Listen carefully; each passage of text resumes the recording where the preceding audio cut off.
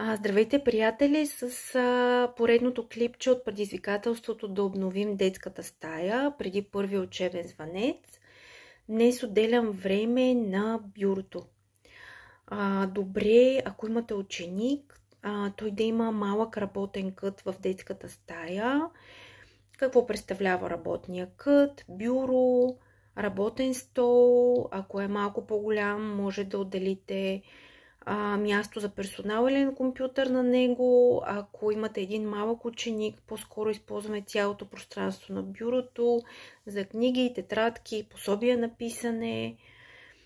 Така че зависи какви са нуждите на детето. Минималните габарити на бюрото по дизайн стандарт са 75 см ширина на 50 см дълбочина.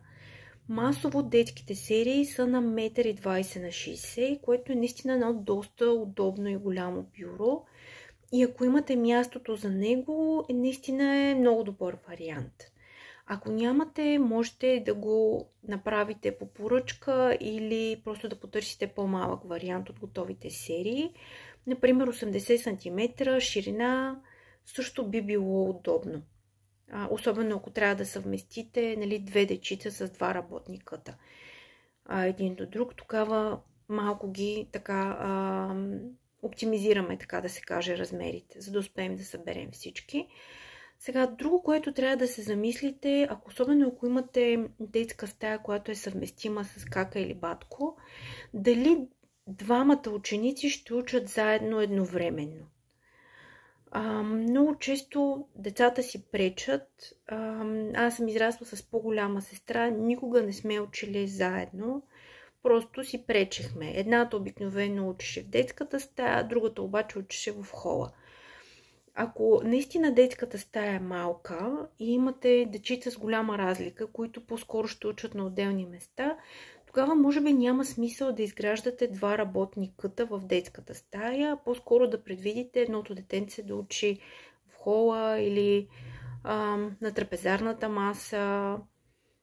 Макар че не е супер оптимално, трябва да знаете, че габаритите на тези мебели са почти еднакви, на еднаква височина ги правят от пода, всички се водят маси, така че реално може да съвместяват функции, ако имате две или повече дечица, които трябва да учат на различни места.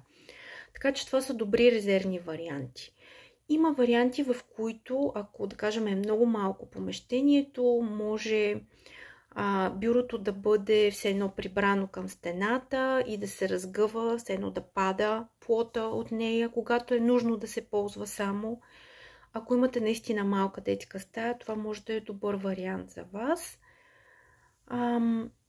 Хубаво е да погледнете в случая на малки пространства, трансформиращи се мебели. Те са доста интересни и полезни за малки пространства.